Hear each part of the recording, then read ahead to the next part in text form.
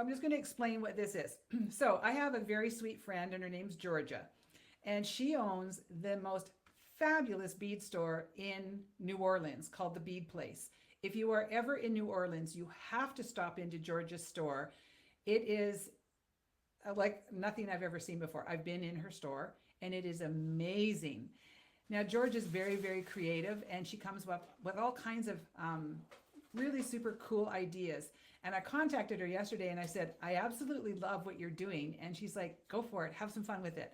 So she is doing this thing that she's calling a charm bar. We're not going to do it in the store. I'm just going to show you what she is creating so that you too can create something like this. If you're in New Orleans, if you plan on going there, make sure you stop by and look at her charm bar. Holly's going to be there. So are you? Well, make sure you stop in and say hi. Ask if George is there and say hi from Kelly. She has this whole area of her store that's got thousands and thousands of charms. And so she's got a couple different things. You can go, there's a QR code at the beginning of her store where you can actually make an appointment. You can go in there and you can create your own charm necklace or charm bracelet, or you can pick out the charms and she will create it for you. So if you're not a jewelry maker, she will do it for you. She goes off to campuses and sorority houses, and she does like all kinds of in-person things. Charm parties. Charm parties. It's an amazing thing because charm necklaces are hot right now, and she's making them even hotter. So that's what I'm going to show you how to do today. We're going to use some of our chain and some of our new charms, and I'm going to show you sort of like what she does, and I'm going to show you how you can incorporate things where maybe it might have made you go, I don't know how to do that. So we'll put the camera down and I'll show you what I'm using. So big shout out to Georgia because this is completely her idea. I should have sent you those pictures, the ones that I had, so you could go onto the Bead Place onto Facebook and you can see some of her beautiful stuff. What's her store called again? The Bead Place. The Bead Place. Okay. Yeah, I think it is.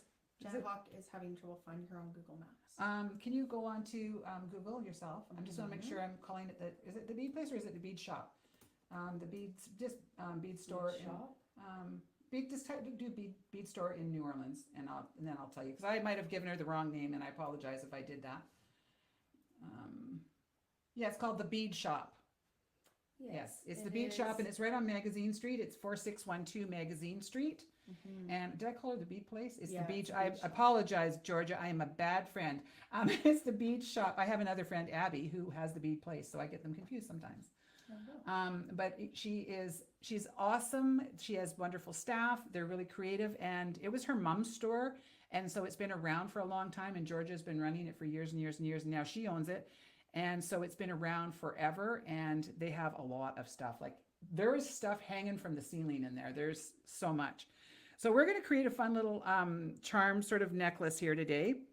So we're going to use some of that. What did we say this was? CH 806. 806. And I chose this because you can actually open these links and it's going to make this whole process a little easier. So I have a big length here and then we'll kind of figure out what length we need. I have a lobster clasp and I've got just one head pin because I'm going to create a little charm with one of our beads. And I've got a closed ring for the lobster clasp to go into at the end. And then I've got some jump rings should I need them. And then I have an assortment of charms here. So I just kind of, what I noticed by looking at what she was creating is that basically people are just using what they love. And it doesn't have to be anything in particular. So they don't have to match in color. They don't have to have a theme. She has like charms that have initials and all kinds of stuff. It's like almost along the lines of like Pandora. Kind of, but the charm bracelets, but very different. And much more affordable. Yes. Yeah, so what I'm going to do here, I'm going to take this chain and I'm going to sort of find my center, which is this one right here. So that one right there. Now on this one, I'm going to have to hang it using a jump ring because, is that going to show up? Yeah, because of the way that this is a flat ring here. So I'm going to just take one of these jump rings. Or what I can do, I actually took a fair amount of this chain. I can hear that repeater. It's driving me bonkers. I took a little bit extra chain so that I could open this up. So here's another option of something that you can do. I'm just going to take one off the end, run that through my charm, and then go through the middle. So smart. I would have never thought to do that. Well, that's why I love this chain, because now it looks like it's part of the chain, where it's actually See that? So I like doing that.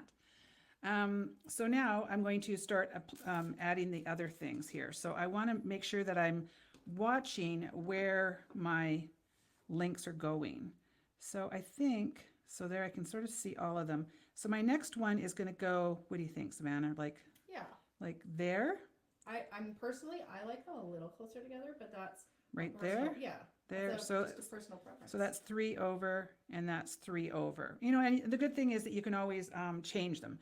So now I'm going to have to do this in 2 different ways because of the way that these are situated. So you can see on this term, the loop goes this way. So if I put a jump ring in, it's going to go the wrong way. And that's why I like to use this kind of chain. So I am going to open this link up. So I'm going to get my chain nose pliers and I got to make sure I can see where's the cut? No, it's the other way. Pop that up there. So I'm trying to do this and keep it on camera. And is that going to work? I think so. Maybe. I think so. I think I have to think this out. I'm going to put that in that way. It may not work. I may have to like rethink it. You know, sometimes you have to, in my brain when I'm doing things, I'm like, okay, that'll work, but I may have to rethink it. I might have that on there backwards. I think you have it on backwards. Yeah, I think I do. Yeah. Yeah. When you're trying to do things on camera and keep it all going the right direction. Okay, there we go. Yeah, that's better. Yeah, I feel so bad that I said her name of her store the wrong way. The Bead Shop. I've got a girlfriend there right now in New Orleans. I was going to tell her to go by. Okay, so now you see when I've attached that, it lays just nicely because it went into the chain. Is that the right way? So let's see. I just got to make sure that. Okay, that one's flat. I got to make sure that I'm going in the right. No, see, it's upside down. It's not. Oh. Yeah, it is. But I don't think it's going to matter. No. You know what? I'm not going to worry about all those little things. You know, technically I should probably be making sure that it's exactly the way I want it, but you know, I can sit here. Some of these things you have to fiddle with a little bit to get them going the right way. Now this one has a jump ring that is not something that you can open. So I'm going to, or can you? No, or maybe you can. My poor old eyes. I'm like, I don't know if I can see that. I'll try and open that up. Yeah. Well, it's a terrible jump ring on there. It's what came with the, so I'm going to cut that off because I don't like using jump rings that don't hold. And I'm going to use one of our better jump rings, which are these little 4mm 18 gauge jump rings. I love those because they're nice and sturdy. So get a good grip on them and give it a little twist. And then I'm going to run that through, let's see, where did we say? 1, 2, 3, right there. So you can see how easy this is and how customizable it would be. You know, it's also a good stash buster if you've got like a whole, you know, stash of beads at home. Or if you're a grandma, you could have your grandkids' initials. Yeah, look at how cute this is starting to look. That's really cute. Yeah, I love it. Okay, now up on this side, I'm going to actually take a bead and I'm going to run my head pin through it. I'm just going to place my pliers on top and I'm going to bend away and I'm going to create a little loop. Now, normally I would attach it right directly to, but because I want to have the flexibility of movement, if I decide I want to move this around, I'm actually going to just wrap this up and then attach it with a jump ring. So that, I think jump rings are your best friend on something like this. What's also kind of cool is when you have a jump ring, you can like add to and reuse and remove one and switch it with another one. So yeah, like let's say I did this and then I went, oh, I don't really like that thing on there at all. Well, I don't have to cut the head pin out. I just take the jump ring off and there we go. So now I'm just going to attach that. So you can, you know, just take one of your beads. We showed this one last week, I believe. We've sold it through a lot of them. All right, and I'm going to go about, I don't know, 3 up there or something like that. I'll just dangle it here. I don't think you have to be perfect on them and have them like exactly in a certain, you know, like measuring. I think it's fine just wherever they land. So Betty said that charm bracelets were really popular as a travel souvenir a long time ago. Yes, I had one. I think I still have it in my memory box somewhere. I had a sterling silver one, and every time I traveled, Yeah. I bought another thing, or my grandparents would buy me Linda something. says she has one from 50 years ago. Oh, yeah, mine would probably be like That's close so to cool. 60 years old now. All right, and I have this little succulent charm that I need to open up this jump ring a little bit more to get that on there. So I'm just like, I just picked some things that I liked, and that's how I came to the decision of what I was going to put on here. I'm like, well, what do I want to put? Succulent. Yeah, I know. I'm just trying to figure out where I'm going to put this.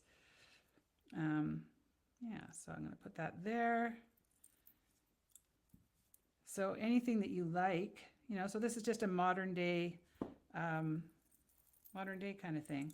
And then next to that one, I'm going to put, I think that's got like a little, does that have a decent one? That one's not too bad. There's a little jump ring.